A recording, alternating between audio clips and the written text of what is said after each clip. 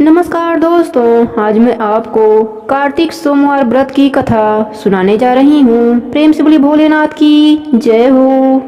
आर्याव्रत में चित्रवर्मा नाम के एक राजा थे। वे दुष्टों को दंड देने के लिए यमराज के समान समझे जाते थे। वे धर्म मर्यादाओं के रक्षक, कुमार्गामी पुरुषों को दंड देकर राह बनाने वाले, समस्त यज्ञों का अनुष्ठान करने वाले और शरणार्थियों की रक्षा करने में समर्थ थे। भगवान शिव और भगवान विष्णु में उनकी बहुत भक्ति थी। राजा चित्रवर्मा ने अनेक परम पराक्रमी पुत्रों को पाकर अंत में एक सुंदर रूप वाली कन्या प्राप्त की। एक दिन राजा ने जातक के लक्षण जानने वाले श्रेष्ठ ब्राह्मणों को बुलाकर कन्या के जन्म कुंडली का भाभी भवी से पूछा। तब उन ब्राह्मणों में से एक बहुत विद्वान ब्राह्मण ने कहा, महाराज, यह कन्या श्री मंदनी नाम से प्रसिद्ध होगी। यह भगवती उमा की भांति मंगलमयी, दमयंती की भांति परम सुंदरी और सरस्वती के समान सब कलाओं को जानने वाली तथा लक्ष्मी की भांति अत्यंत सद्गुणों से शोभित होगी। यह 10,000 वर्षों तक अपने स्वामी के साथ आनंद भोगेगी और 8 पुत्रों को जन्म देकर उत्तम सुख का उपभोग करेगी। उसके बाद एक दूसरे ब्राह्मण ने कहा, यह कन्या 14वें वर्ष में विधवा हो जाएगी। यह वज्र आघात के समान दारूद वचन सुनकर राजा 2 घड़ी तक चिंता में डूबे रहे। उसके बाद सब ब्राह्मणों को विदा करके राजा ने सब कुछ भाग्य के अनुसार ही मिलता है ऐसा समझकर चिंता छोड़ दिया। श्री मंदनी धीरे धीरे सयानी हुई। अपने सखी के मुख से वैदर्भ की बात सुनकर उसे बड़ा खेद हुआ। उसने चिंता मग्न होकर यज्ञकर्ता के मुनि श्री पत्नी मंत्रेयी से पूछा, माता जी, मैं आपकी चरणों की शरण में आई हूँ। मुझे सौभाग्य बढ़ाने वाले सत्कर्म का उपदेश दीजिए। इस प्रकार शरण में आए हुए कन्या से पतिव्रता मैत्रेयी ने कहा, सुंदरी, तुम शिव सहित पार्वती जी के शरण में जा और सोमवार को एकाग्रचित होकर स्नान व उपवास पूर्वक स्वच्छ वस्त्र धारण करके शिव व पार्वती का पूजन कर। सोमवार के दिन शिव और पार्वती की आराधना कर। बड़ी भारी आपत्ति पड़ने पर भी तू उससे मुक्त हो जाएगी। घोर से घोर एवं भयंकर महाक्लेश में पड़कर भी इस शिव पूजा को मत छोड़ना। उसके प्रभाव से महान भय से पार हो जाओगी। इस प्रकार श्री मंदनी को आश्वासन देकर पतिव्रता मैत्रेयी आश्रम में चली गयी। राजकुमारी ने उनके कथना अनुसार भगवान शिव का पूजन आरंभ कर दिया। निषद देश में नंद की पत्नी दमयंती के गर्भ से इंद्रसेन नामक पुत्र उत्पन्न हुआ था। राजा इंद्रसेन के पुत्र चंद्रागत हुए। राजा चित्रवर्मा ने चंद्रागत के साथ विधि विधान के साथ अपने पुत्री श्री मंदनी का विवाह करा दिया। उस विवाह में बड़ा उत्सव हुआ था। विवाह के पश्चात चंद्रागत कुछ काल तक ससुराल में ही रहे। एक दिन राजकुमार यमुना के पार जाने के लिए कुछ मित्रों के साथ नाव पर सवार हुए। भाग्यवश नाव जमुना जी की लहर में मल्लाहों सहित डूब गई। यमुना के दोनों तटों पर बड़ा भारी हाहाकार मच गया। इस दुर्घटना को देखने वाले के विलाप से सारा आकाश मंडल गूंज उठा। डूबने वालों में से कुछ तो मर गए और कुछ ग्रास के पेट में चले गए तथा राजकुमार और कुछ लोग उस महाजल में अदृश्य हो गए। यह समाचार सुनकर राजा चित्रवर बड़े व्याकुल हुए और यमुना के किनारे आकर मूर्छित होकर गिर पड़े। श्री मंदनी ने भी यह जब समाचार सुना तब वह अचेत होकर धरती पर गिर पड़ी। राजा इंद्रसेन अपने पुत्र के डूबने का समाचार पाकर रानियों सहित बहुत दुखी हुए और सुध बुध खोकर गिर पड़े। तदंतर बड़े बूढ़ों के समझाने पर राजा चित्रवर्मा धीरे धीरे नगर में आए और उन्होंने अपने पुत्री को धीरज बढ़ाया। राजा चित्रवर्मा ने जल में डूबे हुए अपने दामाद का अंतिम क्रिया तथा उनके आए हुए बंधु बांधवों से कराया। पतिव्रता श्री मंदनी ने चिता में बैठकर पति लोक में जाने का विचार किया, किंतु उसके पिता ने स्नेहवश रोक दिया। तब वह विधवा जीवन व्यतीत करने लगी। मुनि पत्नी मैत्रेयी ने जिस शुभ सोमवार के व्रत का उपदेश दिया था उसे सदा परायण श्री मंदनी ने विधवा होने पर भी नहीं छोड़ा। इस प्रकार 14वें वर्ष में अत्यंत दारुद दुख पाकर भगवान शिव के चरणों का चिंतन करने लगी। शिव जी की आराधना करते करते उसके 3 वर्ष व्यतीत हो गए। उधर पुत्र शोक से पीड़ित हुए राजा इंद्रसेन को बलपूर्वक दबाकर उनके भाइयों ने सारा राज्य छीन लिया और उन्हें पत्नी सहित पकड़कर कालगृह में डाल दिया। इंद्रसेन के पुत्र यमुना में डूबने के बाद नीचे नीचे गहराई में उतरने लगे। बहुत नीचे जाने पर उन्होंने नागों को जल क्रीड़ा में निमग्न देखा। राजकुमार को देखकर वह भी विस्मित हो गए और उन्हें पाताल लोक में ले गए।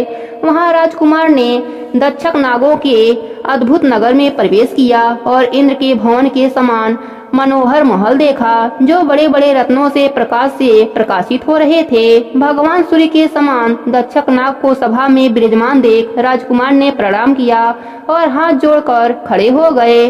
दक्षक के तेज से उनके नेत्र चौधिया रहे थे। नागराज ने राजकुमार को देखकर उन नागिनों से पूछा, यह कौन है, कहाँ से आया है? उन्होंने उत्तर दिया, हमने इसे यमुना जल के भीतर देखा है। इसका परिचय न जानने के कारण इसे आपके पास लाई हूँ। तब दक्षक ने राजकुमार से पूछा, तुम किसके पुत्र हो? कौन सा तुम्हारा नगर है और यहाँ पर तुम कैसे आए?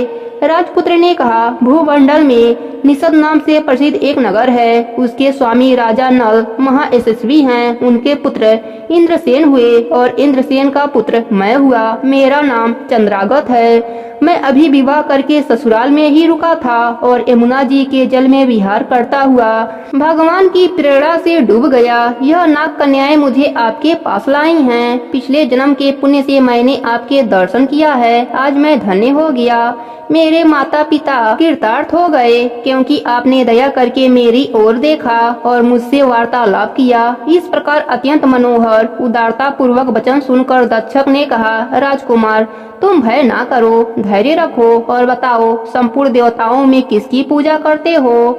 राजकुमार ने कहा, जो संपूर्ण देवों में महादेव कहे जाते हैं उन्हीं उमापति भगवान शिव जी की मैं पूजा करता हूँ, जो विधाता के भी विधाता, कारण के भी कारक और तेजो में सर्वोपरि हैं। वह भगवान शंकर मेरे द्वारा पूजित होते हैं। राजकुमार की यह बात सुनकर दक्षक का चित्त प्रसन्न हो गया। उन्होंने हृदय में महादेव जी के प्रति नूतन भक्ति भाव का उदय हो आया और वह उससे इस प्रकार बोले, राजन तुम्हारा कल्याण हो। मैं तुम पर बहुत प्रसन्न हूँ क्योंकि तुम बालक होकर भी सर्वकृत शिव तत्व को जानने वाले हो। देखो यह रत्न महल लोक है। यहाँ मनमोहन नेत्रों वाली युक्तियाँ हैं। यह मनोवांछित मनोकामना पूर्ण करने वाले कल्प वृक्ष हैं तथा यह अमृत रूपी जल है। यहाँ मृत्यु का दारुद भय नहीं है। बुढ़ापा और रोग से यहाँ कोई भी पीड़ित नहीं है। तुम इच्छा अनुसार यहाँ रुको और यथा योग्य सुख भोगों का भोग करो। नागराज के ऐसा कहने पर राजकुमार हाथ जोड़कर बोले, नागराज मैंने समय पर विवाह किया है। मेरी पत्नी उत्तम व्रत का पालन करने वाली और शिव पूजा परायण है और मैं अपने माता पिता का इकलौता पुत्र हूँ। वह सब लोग इस समय मुझे मरा हुआ मानकर महान शोक में डूबे होंगे, अतः मुझे किसी प्रकार भी अधिक समय तक यहाँ नहीं ठहरना चाहिए। आप कृपा करके मुझे उसी मनुष्य रूप में पुनः पहुँचा दीजिए। नागराज दक्षक ने कहा, राजकुमार तुम जब तक मुझे याद करोगे तब तक तुम्हारे सामने मैं प्रकट हो जाऊंगा। ऐसा कहकर उन्होंने राजकुमार को एक सुंदर अस्त्र भेंट किया जो इच्छा के अनुसार चलने वाला था। अनेक प्रकार के दिव्यों समूहों और लोकों में उसकी अप्रत्यक्ष गति थी। इसके सिवा राजकुमार को रत्नों का आभूषण, दिव्य वस्त्र एवं दिव्य अलंकार भेंट किया। उनकी सहायता के लिए सारी व्यवस्था करने के बाद दक्षक ने उन्हें विदा किया। राजकुमार उस घोड़े पर सवार होकर निकले और थोड़ी ही देर में यमुना के जल से बाहर आकर उस दिव्य अश्व पर चढ़े हुए ही नदी के रमणीय तट पर घूमने लगे। उसी समय पतिव्रता श्री मंदनी अपने सखियों से घिरी हुई वहां स्नान करने के लिए आई। उसने यमुना के तट पर राजकुमार को भ्रमण करते हुए देखा। दिव्य अस्त्र पर आरूढ़ हुए अपूर्व आकार वाले उन राजकुमार को देखकर वह उन्हीं की ओर दृष्टि लगाई खड़ी हो गई। उन्हें देखकर चंद्रागत ने भी मन ही मन विचार किया, जान पड़ता है इसे कभी मैंने पहले देखा है। तत्पश्चात वह घोड़े से उतरकर नदी के किनारे आ बैठे और उस सुंदरी को बुलाकर समीप बैठाकर पूछा, तुम कौन हो, किसकी स्त्री हो और किसकी कन्या हो? श्री मंदनी लज्जा व स्वयं कुछ न बोल सकी। तब उसकी सखियों ने सारी बातें बताई। इसका नाम श्री मंदनी है। यह निषद राज्य इंद्रसेन की पुत्रवधू युवराज चंद्रावत की रानी तथा महाराज चित्रवर्मा की पुत्री है। दुर्भाग्यवश इसके पति इस महाजल में डूब गए। इस वैदर्भ दुख के कारण शोक से सूखती जा रही है। अत्यंत प्रबल शोक में इसने 3 वर्ष व्यतीत कर लिए हैं। आज सोमवार है, इसलिए यहाँ यमुना में स्नान करने के लिए आई है। इसके ससुर का राज भी शत्रुओं ने छीन लिया है, बलपूर्वक उस पर अधिकार जमा लिया है और वे महाराज अपने पत्नी के साथ उनकी कैद में पड़े हैं। यह सब होने पर भी यह निर्मल अंतःकरण वाली सदाचार परायण राजकुमारी प्रति सोमवार को अत्यंत भक्ति भाव के साथ महादेव जी का पूजन करती है। उत्तम व्रत का पालन करने वाली श्री मंदनी ने अपने सखी के मुख से सब बातें कहलवा कर स्वयं राजकुमार से पूछा, आप कौन हैं? आपने मेरे वृतांत को एक स्नेही के भांति क्यों पूछा है? महाबाहु, मुझे ऐसा जान पड़ता है कि पहले भी हमने आपको देखा है। इतना कहकर राजकुमारी श्री मंदनी आंखों से आंसू की धारा बहाती हुई बहुत देर तक फूट फूट कर रोती रही और मूर्छित होकर पृथ्वी पर गिर पड़ी। अपनी प्रियतमा के शोक का कारण सुनकर चंद्रागत भी शोक से व्याकुल होकर 2 घड़ी तक चुपचाप बैठे रहे। तदंतर श्री मंदनी उठकर राजकुमार के ओर बारंबार निहारने लगी। उसने पहले देखे हुए अंग, चिन्हों, स्वर आदि लक्षणों, रूप, रंग आदि का परीक्षण करके यह निश्चय किया कि अवश्य यही मेरे पति हैं, क्योंकि मेरा हृदय प्रेम से अधीर होकर इन्हीं में अनुरक्त हुआ है। परंतु क्या मुझ अभागिन को अपने मरे हुए पति का दर्शन हो सकता है? यह स्वप्न है या भ्रम? अथवा मुनि पत्नी मैत्रेयी जो मुझे यह कहा था कि भारी से भी भारी विपत्तियों में इस व्रत का पालन करती रहना, उसी का यह फल तो नहीं है? एक श्रेष्ठ ब्राह्मण ने मेरा 10,000 वर्षों का सौभाग्य बतलाया था। उन ब्राह्मण देवता का यह वचन अवश्य सत्य होगा। यह ईश्वर के बिना कौन जान सकता है? इस प्रकार भांति भांति का विचार करके उसका स्नेह दूर हो गया। तब लज्जा से उसने अपने मुख नीचे की ओर कर लिया। उस समय राजकुमार ने कहा, भद्रे, मैं तुम्हारे पति के माता पिता को यह समाचार बताने जा रहा हूँ। तुम्हारे पति तुमसे शीघ्र ही मिलेंगे। यो कहकर राजकुमार घोड़े पर सवार होकर अपने राज्य में जा पहुँचे। वहां नगर के समीप जाने पर उन्होंने साथ आए हुए नाग कुमार को राजगद्दी पर आरूढ़ हुए राजा के पास भेजा। राजकुमार शीघ्र ही राजा के पास जाकर कहा, तुम सब लोग महाराजेंद्र सिंह को अविलंब कालगृह से मुक्त करो और सिंहासन छोड़कर हट जाओ। महाराज के पुत्र चंद्रागत पाताल लोक से लौटकर यहाँ आए हुए हैं। तुम आनाकानी ना करो, नहीं तो चंद्रागत तुम्हारे प्राण हर लेंगे। नाग कुमार के कहे हुए यह सारी बातें सुनकर शत्रुओं ने भी बहुत अच्छा कहकर उनकी आज्ञा स्वीकार की और महाराजेंद्र को उनके खोए हुए पुत्र को पुनः लौट आने का समाचार बताकर उनका सिंहासन उन्हें लौटा दिया। महाराज को प्रसन्न करके भी वह लोग भयभीत होते रहे। मेरा पुत्र आ रहा है, यह बात सुनकर राजा प्रेम के आंसू बहाते हुए आनंद में डूब गए। यही दशा महारानी की भी थी। तदंतर सब नागरिक आगे जाकर चंद्रागढ़ से मिले और उन्हें हृदय से लगाकर महाराज के समीप लाए। अपने भवन में प्रवेश करके आंसू वर्षा करते हुए राजकुमार ने माता पिता के चरणों में प्रणाम किया। चरणों में पड़े हुए पुत्र को उठाकर राजा ने हृदय से लगा लिया। फिर क्रमशः सब माताओं को प्रणाम करके उनका आशीर्वाद ले राजकुमार गुरुओं से मिले और उन्होंने सबको यथा योग्य उपहार दिया। पुनः सबके साथ राजसभा में बैठकर अपना सब वृतांत बताकर उन्हें निवेदन किया और नागराज दक्षक से मिलने की भी बात बताई। राजकुमार का चरित्र देख और सुनकर राजा इंद्रसेन हर्ष से विह्वल हो गए। उन्होंने अपने मन में यही माना कि मेरी पुत्र वधू ने भगवान भोलेनाथ की आराधना करके इस अनुपम सौभाग्य अर्जन किया है। निषद राज ने मंगलवरी वार्ता लोगों के द्वारा महाराज चित्रवर्मा को भी भेजी। यह अमृतमयी वार्ता सुनकर महाराज चित्रवर्मा आनंद से विह्वल हो गए और बड़े वेग से उठकर उन्होंने संदेश वाहकों को उपहार में बहुत सा धन दिया। फिर अपने पुत्री को बुलाकर उन्होंने उसे वैदर्भ के चिन्हों का परित्याग करवाया और उसे नाना प्रकार आभूषणों से विभूषित किया। तत्पश्चात समूचे राष्ट्र, गांव, नगर आदि में बड़ा भारी उत्सव हुआ। सब लोगों ने राजकुमारी के सदाचार की बड़ी प्रशंसा की।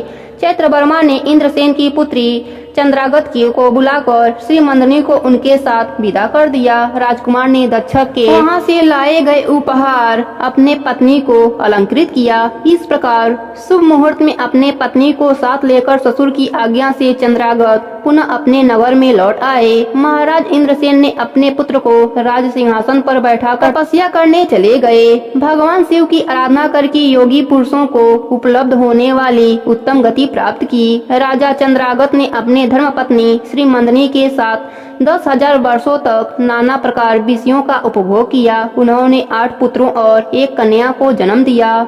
श्री मंदिनी प्रतिदिन भगवान भोलेनाथ की पूजा करती हुई अपने स्वामी के साथ सुख पूर्वक रहने लगी। उसने सोमवार व्रत के प्रभाव से अपना खोया हुआ सौभाग्य प्राप्त कर लिया। प्रेम से बोले भोलेनाथ की जय हो, पार्वती माता की जय हो, कार्तिक मास की जय हो। एक समय की बात है, कैलाश पर्वत से भोलेनाथ धरती लोक पर भ्रमण करने जा रहे थे। तभी पार्वती माता ने भोलेनाथ को जाता हुआ देखा और कहने लगी, हे प्रभु, आप कहाँ जा रहे हैं? इस पर भोलेनाथ ने कहा, मैं धरती लोक पर भ्रमण करने के लिए जा रहा हूँ। इस पर पार्वती माता ने कहा, मैं भी आपके साथ चलूंगी। दोनों जन धरती लोक पर भ्रमण करने जा पहुँचे और जैसे ही उन्हें कुछ समय बीता वह दोनों थक गए। उन्हें बहुत जोर से भूख लग गई। फिर कुछ खाने की इच्छा से एक गांव में पहुँचे और वहाँ एक सेठ का दरवाजा खटखटाने लगे। तभी उस घर से एक सेठानी बाहर आई। तिलमिलाते हुए कहने लगी, बोलो महाराज, क्या चाहिए तुम्हें? दोपहरिया के समय में मेरी नींद खराब करके रख दी। तभी बड़े प्रेम से भोलेनाथ ने उत्तर दिया, हमें कुछ खाने का मन कर रहा है। इतनी बात सुनते ही वह सेठानी गुस्से में बोलने लगी, आप दोनों को कुछ खाने का इतना ही मन हो रहा है तो आपने साथ में अपने घर से कुछ खाने के लिए क्यों नहीं ले लिया? यहाँ पर आकर क्यों नाटक कर रहे हो? ऐसा कहते हुए वह जोर जोर से गुस्से में अपने घर के भीतर दरवाजा पटकते हुए चली गई। तब भोलेनाथ और माता पार्वती कुछ आगे चले। कुछ दूर आगे जाने पर उन्हें एक बुढ़िया माई मिली। बुढ़िया माई कहने लगी, अरे मैं तो धन्य हो गई, मुझे आपके दर्शन हो गए। भोलेनाथ, माता पार्वती, बताइए मैं आपकी क्या सेवा कर सकती हूँ? बड़े प्रेम से भोलेनाथ ने उत्तर दिया, कहा, हमें कुछ खाने का मन है, क्या तुम हमें जिमाओगी? बुढ़िया माई ने कहा, हाँ हाँ प्रभु, क्यों नहीं। प्रभु, अगर आपको जिमाऊंगी तो मेरे तो भाग्य ही खुल जाएंगे। भगवान को अपने हाथ से जिमाना यह मेरे जीवन की सबसे बड़ी खुशी की बात है कि मैं स्वयं प्रभु को जिमाऊंगी। ऐसा कहते हुए वह अपने घर से एक लोटा लेकर बाहर की ओर जाने लगी। तभी उसे जाता देखकर भगवान ने उससे पूछा, अरे बुढ़िया माई, तू कहाँ जा रही है यह लोटा लेकर? बुढ़िया माई ने कहा, प्रभु, मेरे घर में चावल, दूध और खाड़ नहीं है, उसी को लेने जा रही हूँ। भोलेनाथ ने कहा, अरे तुम अपने घर में जाकर भीतर देखो तो सही, तुम्हारे घर में भंडार लगे हुए हैं, चावल के, दूध के, खाड़ के। तब बुढ़िया माई खुशी से अपने घर के भीतर जा पहुँची और जैसे ही इधर उधर ध्यान पूर्वक देखा, उन्हें ढेर सारे चावल, दूध, चीनी दिखे। उसने बहुत सी खीर बनाई और भगवान को बड़े ही प्रेम से जिमाया। जिमवाने के बाद वह भगवान से पूछने लगी, हे प्रभु, क्या आप मेरे प्रसाद और मेरे सेवा से प्रसन्न हैं? भगवान ने कहा, हाँ बिल्कुल, हम अपने भक्तों की सेवा से हमेशा प्रसन्न रहते हैं। तुम ऐसा क्यों पूछ रही हो? बुढ़िया माई बोली, प्रभु, प्रशंसा तो ठीक है, परंतु एक सवाल और मुझे आपसे पूछना था। इतनी सारी खीर का जो मैंने आपके लिए बनाई है, इसका मैं क्या करूंगी? मेरे यहाँ तो कोई खाने वाला नहीं है। बेटा था जो काफी समय से मुझे छोड़कर चला गया। मैं अकेले रहती हूँ, इतनी बूढ़ी हूँ कि खुद भी ढंग से नहीं खा सकती हूँ। भोलेनाथ ने कहा, तुम अपनी आंखें बंद करो, जब मैं कहूँ तभी तुम अपनी आंखें खोलना और अपने घर की तरफ देखना। बूढ़ी माई ने तुरंत अपनी आंखें बंद कर ली और भोलेनाथ के आज्ञा से अपनी आंखें खोलकर कुछ समय के बाद अपने घर के तरफ देखा तो क्या देखती है कि उसके घर पर उसके बेटे, बहू, पोता पोती सब आ चुके हैं। यह देखकर वह बहुत आश्चर्यचकित हो जाती है और उसकी खुशी का कोई ठिकाना नहीं रहता है। वह तुरंत भगवान के कदमों में गिर जाती है और कहती है, हे प्रभु, आपने मुझे जीवन की सारी खुशियाँ दे दी, बहुत खुशी दे दी, लेकिन एक समस्या है प्रभु, मेरा कुटिया बहुत छोटा है, अपने बहू और बेटा को कहाँ पर रखूंगी। तब भोलेनाथ ने उस बुढ़िया माई से कहा, देखो तुम बिल्कुल चिंता मत करो। ऐसा कहकर भोलेनाथ ने उस छोटी सी कुटिया पर अपना पैर रख दिया। तभी वह छोटी सी कुटिया एक बहुत बड़ा महल में बदल गया और उसके बाद सब उस महल में बुढ़िया और उसका बेटा, पोता पोती, बहू सब हंसी खुशी से रहने लगे। और उस बुढ़िया ने उस दिन से निश्चय किया कि वह हर इंसान को खड़ का प्रसाद देगी और गरीबों की मदद करेगी। बुढ़िया माई खीर और खाड़ का प्रसाद बांटने लगी और बांटते बांटते वह उस सेठानी के घर जा पहुँची, जहाँ पर माता पार्वती और भोलेनाथ सबसे पहले आए थे। तभी उसने जैसे ही दरवाजा खटखटाया तो सेठानी बाहर आई और बुढ़िया के हाथ में खीर और खाड़ का प्रसाद देखकर बहुत हैरान हो गई और ताना कसते हुए बोली, हे बुढ़िया, किसका खाना चुरा कर लाई है? तू तो एक वक्त की रोटी के काबिल नहीं थी और आज खीर बांटती फिर रही है, कहाँ डाका मारा है तुमने? तभी बुढ़िया माई ने बहुत प्रशंसा पूर्वक उसको उत्तर दिया, अरे मेरे घर में स्वयं भोलेनाथ और माता पार्वती पधारी थीं। उसके बाद से मेरा किस्मत बदल गया। तभी से मेरे घर में किसी चीज की कोई कमी नहीं है, धन की ना ही सुख की। सेठानी ने कहा, अच्छा, वह भोलेनाथ और माता पार्वती थीं। मुझे तो लगा कि कोई नौटंकी करने वाले हैं। मैंने तो अपने घर से रफा दफा कर दिया और कुछ खाने को भी नहीं दिया। इसका मतलब मेरी किस्मत का तू खा रही है, तभी आजकल मेरे घर में खाने को अन्न नहीं है और तू यहाँ खीर बांटती फिर रही है। लेकिन सुन ले बुढ़िया, तू जो खा रही है वह मेरे हिस्से का है और मैं जा रही हूँ माफी मांगने। ऐसा कहकर वह सेठानी दौड़ती दौड़ती भगवान को खोजने लगी। वह कुछ दूर जाती है, तभी उसे भोलेनाथ और माता पार्वती दिखाई देते हैं। सेठानी उनसे माफी मांगते हुए कहने लगी, हे प्रभु, मुझे माफ कर दीजिए। मुझे लगा कोई नौटंकी करने वाले आए हैं, इसलिए मैंने आपको घर से रफा दफा कर दिया। पर प्रभु, मैं नहीं जानती थी कि वह आप हैं, नहीं तो मैं आपको भरपूर भरपेट भोजन कराकर भेजती। आप भी सोचते कि सेठानी से सही पाला पड़ा है, कितना बढ़िया जिमा कर भेजा है, उस बुढ़िया से भी कई गुना अच्छा। लेकिन आप मेरे किस्मत का थाली उसे कैसे दे सकते हैं? मेरे घर में तो धन का एक दाना भी नहीं रहा। भोलेनाथ ने कहा, देखो, मैंने किसी की किस्मत का किसी को नहीं दिया। तुमने हमें ना किया और उस बुढ़िया माई ने हमें हाँ किया, इसलिए तुम्हारी जिंदगी में सब कुछ ना हो गया और उसके जिंदगी में सब कुछ हाँ हो गया। इसमें हमारी कोई गलती नहीं है, सब तुम्हारे कर्मों का फल है। जो इंसान इस दुनिया में आने के बाद अपने धन को सिर्फ अपने लिए इस्तेमाल करता है, उसके घर में कभी भी बरकत नहीं होता, सुख नहीं रहता, शांति नहीं मिलती और उदासी छाई रहती है और उसके जिंदगी में हमेशा दुख तकलीफें भरी रहती हैं और कभी उसके भरे हुए भंडार भी खाली पड़ जाते हैं। इसलिए तुम्हारे साथ भी ऐसा ही हुआ। सेठानी ने कहा, प्रभु, मुझे माफ कर दीजिए, ऐसा मत कीजिए, मेरे लिए भी कुछ सोचिए। प्रभु, मेरे परिवार का पालन पोषण कैसे होगा? मुझे माफ कर दीजिए प्रभु, मैं अपने जिंदगी में कभी ऐसा नहीं करूंगी। दान पुण्य भी करूंगी, गरीबों को खाना खिलाऊंगी, अपने धन संपत्ति को सिर्फ अपने लिए इस्तेमाल नहीं करूंगी। मैं वादा करती हूँ प्रभु, मुझे माफ कर दीजिए। उसकी बातें सुनकर भोलेनाथ ने कहा, काम तेरा रुकेगा नहीं, धन तेरा टिकेगा नहीं। ऐसा कहकर भोलेनाथ और माता पार्वती धरती लोक से कैलाश पर्वत की ओर चल दिए। प्रेम से बोलिए भोलेनाथ की जय हो, पार्वती माता की जय हो। बहुत पुरानी बात है। एक गांव में एक मालिन रहती थी। उसके पति का स्वर्गवास हो चुका था। उसका एक 4 साल का पुत्र था। उसकी सास कठोर हृदय की स्त्री थी। वह बहू को बहुत तकलीफ देती थी। एक दिन सास बहू और पोते को घर से निकाल दिया। वह दोनों रोते हुए चलते चलते एक जंगल में पहुँचे। वहाँ एक बड़े पेड़ के नीचे बैठ गए। वहाँ से थोड़ी दूर पर एक गणेश जी का मंदिर था। वहाँ बहुत लोग गणेश भगवान के दर्शन करने आते थे। दर्शन करके गणेश भगवान को प्रसाद चढ़ाते थे, फिर वह प्रसाद सबको बांट देते थे। इस प्रसाद से माँ बेटे का गुजारा होने लगा। दोनों माँ बेटे गणेश भगवान के पूजा पाठ में लग गए।